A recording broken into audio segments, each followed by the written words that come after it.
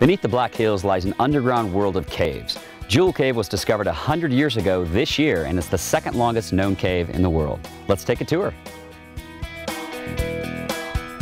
Well, on behalf of Jewel Cave National Monument, the National Park Service, I'd like to welcome you all here today.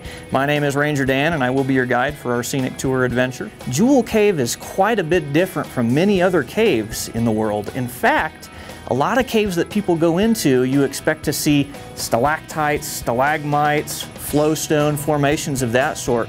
We do have those formations in Jewel Cave. We will be seeing those on our tour today, but those are not the primary formations that we have down here. The big formation, what we're going to be seeing a lot of on this tour, is calcite crystal, the jewels of Jewel Cave. And those calcite crystals cover about 80 to 90% of the walls down there. Is everybody ready? Okay, let's go check out that cave.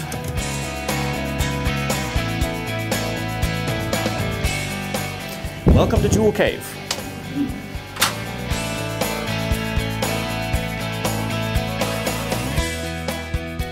So how does one go about exploring or discovering something like this? Well, the discovery of Jewel Cave happened more than 100 years ago, back in 1900. It was found by two brothers, two cowboys. Their names were Frank and Albert Michaud. Now, the Michaud brothers one day were riding their horses down in a canyon a mile away from here when they heard kind of a strange noise, like a whistling or a howling sort of a noise. They jumped off their horses to see what that might be.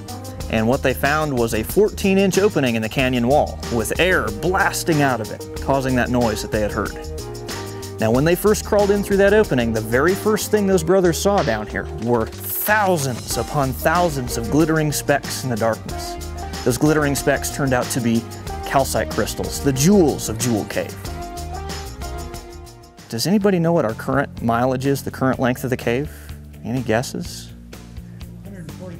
Oh, you're really close. It's actually at 143 right now, 143 miles of passageway. So right now, with 143 miles of passage, that makes Jewel Cave one of the world's largest caves. In fact, this is the world's second longest cave system that we are standing in right now. Now remember, I said that we can't touch or take anything while we're down here today, but there is one exception to that rule, what I like to call the Sacrificial Rock, right here next to the staircase. So before we head down, I encourage each and every one of you to go ahead and touch this. Just get it all out of your system, okay?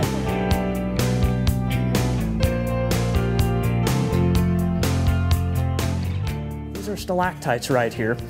And these are actually solid rock formations formed when one single water drip drips off of the ceiling. And as that drips off, it leaves behind a deposit of calcite, of limestone. And that calcite builds up to form stalactites. Back off the end of the platform over there where I turned the lights on a moment ago, kind of looks like caramel or peanut butter flowing over the rock. That stuff is called flowstone. And flowstone is formed almost like stalactites and stalagmites, only the water trickles over the rock very, very slowly, leaving behind a deposit of calcite as it goes. Solid rock, just like everything else down here.